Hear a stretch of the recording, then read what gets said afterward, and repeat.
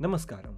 आज के एपिसोड में हम सीखेंगे कैसे एक फिल्म के स्क्रिप्ट को फॉर्मेट किया जाता है ताकि इस वीडियो के अंत तक आप में अपनी स्क्रिप्ट को सही फॉर्मेट में लिखने का पूरा कॉन्फिडेंस आ जाए।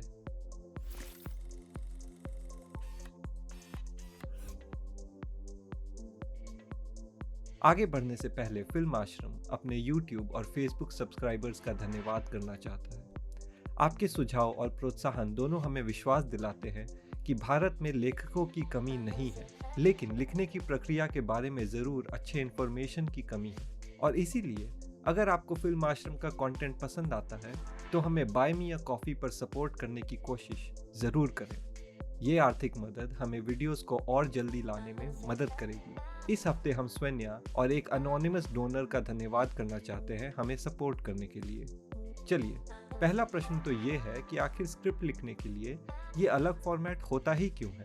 हम इसे साहित्य के ऐसा क्यों नहीं लिख सकते?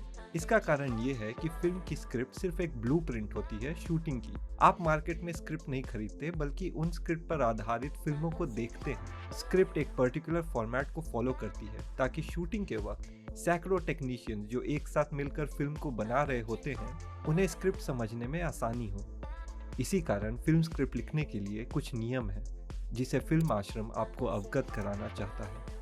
नंबर 1, अपनी स्क्रिप्ट को कभी भी वर्ड या गूगल डॉक्स ऐसे सॉफ्टवेयर में लिखने की कोशिश ना करें। हमेशा स्क्रिप्ट राइटिंग सॉफ्टवेयर ही चुनें।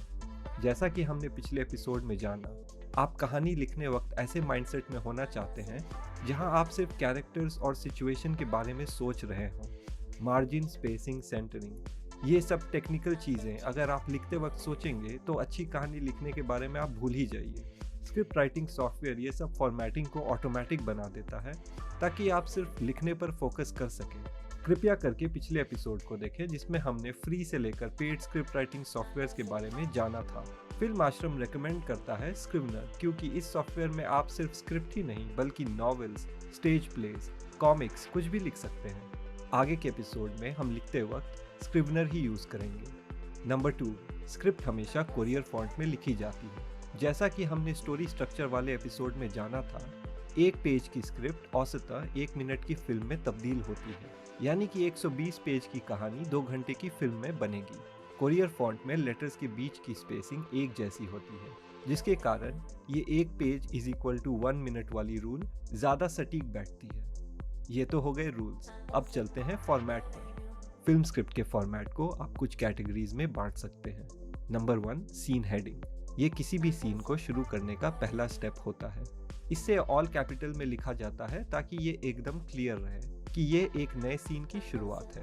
इसका पर्पस सरल है, ये हमें सीन का सेटिंग यानी कि कब और कहां का जवाब एक नज़र में देने का काम करती है। इसके 3 सेक्शन होते हैं। सबसे पहला होता है INT और EXT यानी कि इंटीरियर या एक्सटीरियर या फिर अंदर या बाहर। ये शूटिंग के दौरान लोगों को बताता है कि ये सीन अंदर में फिल्माई जाएगी या बाहर में।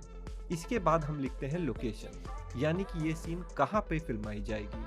और तीसरे सेक्शन में हम लिखते हैं टाइम, जब ये सीन घटने वाली है फिल्म में, डे और नाइट। ये स्पेशली सीन को कैसे लाइट करेंगे इस प्रक्रिया में बहुत ही मददगार होती है।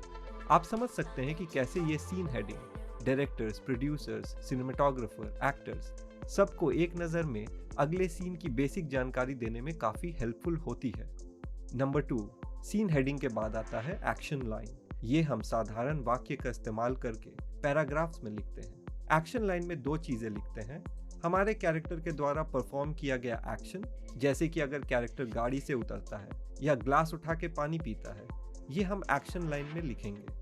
दूसरी चीज़ जो एक्शन लाइन में लिखते हैं वो है विवरण।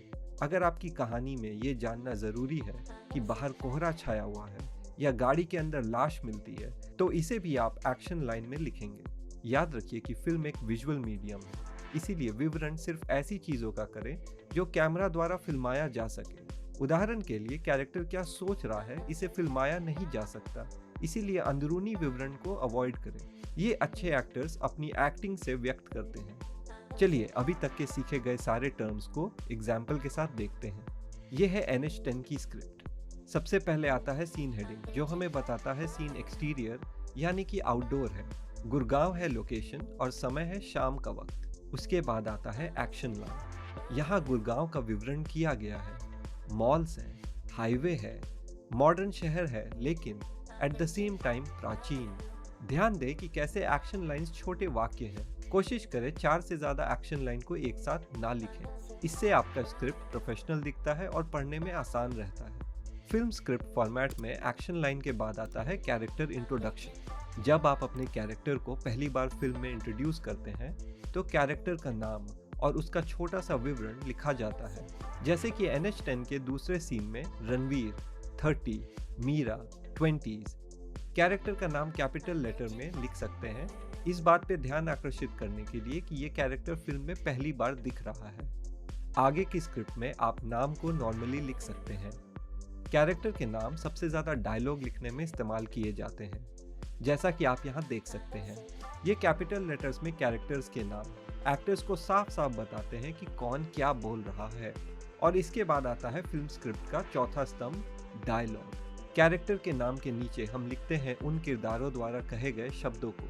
तो ये है फिल्म स्क्रिप्ट फॉर्मेटिंग के 4 स्तंभ: scene heading, action line, character name और डायलॉग। वैसे तो एडवांस राइटर्स पैराथेटिकल और कैमरा डायरेक्शन भी स्क्रिप्ट में इस्तेमाल करते हैं, लेकिन 99% ऑफ स्क्रिप्ट राइटिंग आप इन चारों चीज़ों को मास्टर करके आराम से लिख सकते हैं। तो आशा करता हूँ अब आप ये समझ गए होंगे कि आप अपनी कहानी को एक प्रोफेशनल इंडस्ट्री स्टैंडर्ड फॉर्मेट में कैसे लिख सकते हैं। अगर कोई प्रश्न हो तो नीचे कमेंट्स में ज़रूर पूछ के क्लियर कर लें। अगले एपिसोड में हम यहाँ सीखे गए सारे प्रिंसिपल्स का लाइव डेमो देखेंगे अपनी कहानी का पहला सीन लिखने में। जानकारी अच्छी लगी हो तो लाइक बटन दबा के और फिल्म आश्रम को सब्सक्राइब करके हमारे हौसले को बढ़ाएं। अगर आपको आइडियाज़ को अच्छी कहानी में तब्दील करने में कठिनाई आ रही हो तो कहानी कवच फ्री वर्कबुक आज ही डाउनलोड करें। आपको सारे लिंक्स डिस्क्रिप्शन में मिल जाएंगे। अगले एपिसोड तक नमस्कार।